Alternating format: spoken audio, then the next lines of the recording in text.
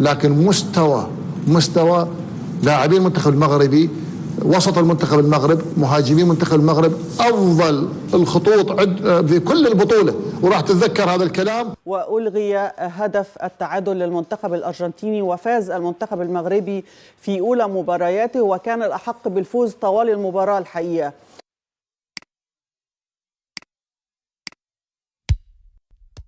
السلام عليكم، مرحبا بكم فيديو جديد. في الفيديو نشوفوا الاعلام العراقي شنو قال له فوز المنتخب المغربي على منتخب الارجنتين. اعلامي عراقي كيقول بان تشكيله اسود الاطلس هي الافضل في هذه البطوله حتى الان.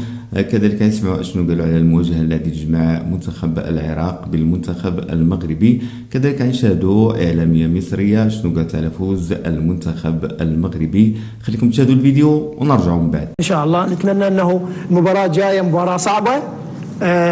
ما كنا نتمنى كابتن بسام، ما كنا نتمنى الارجنتين تخسر حتى ما يجونا حامين ما يجونا حامين. بس سوى خوش قرار ورا ساعتين يلا طلعت نتائج. هاي اول مره تصير، هي اول مره بتاريخ كره القدم يعني. طبعا انا اعتقد هاي من سوء حظنا، والله سوء حظنا، من سوء حظنا.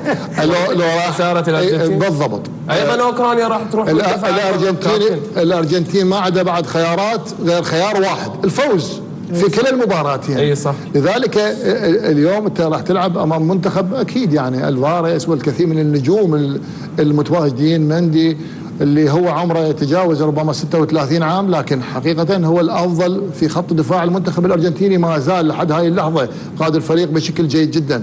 لكن مستوى لاعبين المنتخب المغربي، وسط المنتخب المغرب، مهاجمين منتخب المغرب، أفضل الخطوط في كل البطولة، وراح تتذكر هذا الكلام وأنا حكيته قبل البطولة. عندهم ربما بعض المشاكل في خط الدفاع، لكن اليوم بصراحة كانوا مميزين حتى في خط الدفاع. المنتخب الأرجنتيني، المنتخب المغربي، المنتخب الأرجنتيني اندفاع بعض الأحيان بعض العناصر ربما ما كانت بالمستوى المطلوب، خاصة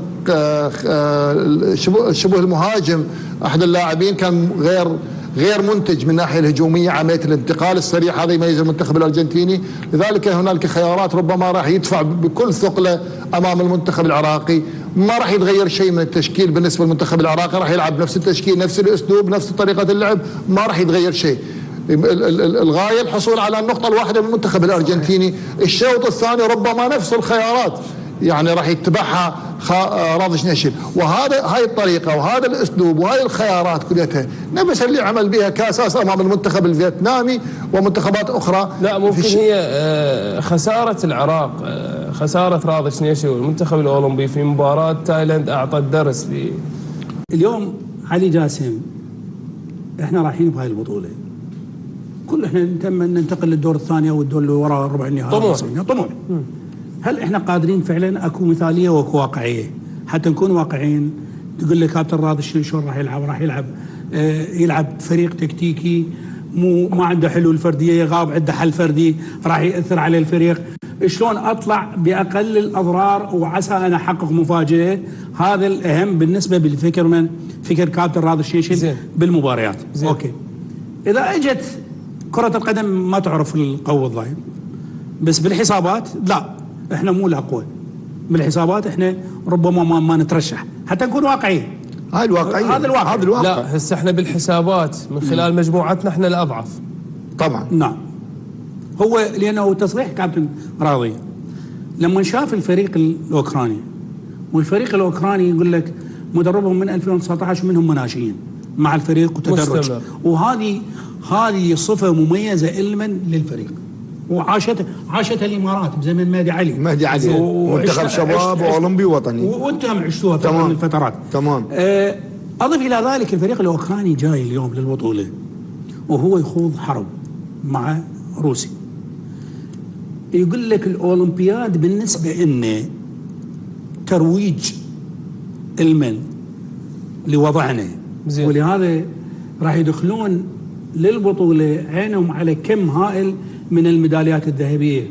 زين، انت بس اعطيني نقطة كاساس، تأثير علي جاسم على كاساس. اتمنى انه الاصابات ما تظل متلاحقة ويا علي جاسم، يعني عند هذا الحد وان شاء الله يشفى ويرجع. والفتره الاخيره ترى اتفق وياك حتى بالدوري هو في البيت لا مو هاي الاصابات المتزامنه ممكن يعني يحتاج طبعا يحتاج فتره استشفاء. وبعدين ترى التمزق ماكو اسبوع كابتن خلف. لا تمزق اذا تمزق يعني ممكن يعني غياب علي جاسم عن البطوله في اسوء الاحوال تمزق. اذا تمزق يعني حسب التشخيص اللي التقرير اللي قرأت حضرتك بس ما بتمنى العضله الخلفيه يعني اقل شيء التمزق اقل ابسط تمزق 10 ايام ابسط تمزق. هي رساله من الكابتن عادل نعمه ريحوا هذا الولد زين لا نخسره بشكل دائم. وهاي مهم جدا. مو قال لك لان تراكم الاصابات ممكن يولد اصابه تتفاقم عند الاصابه بصوره لا محدوده. كابتن خلف قال لك اكو مهم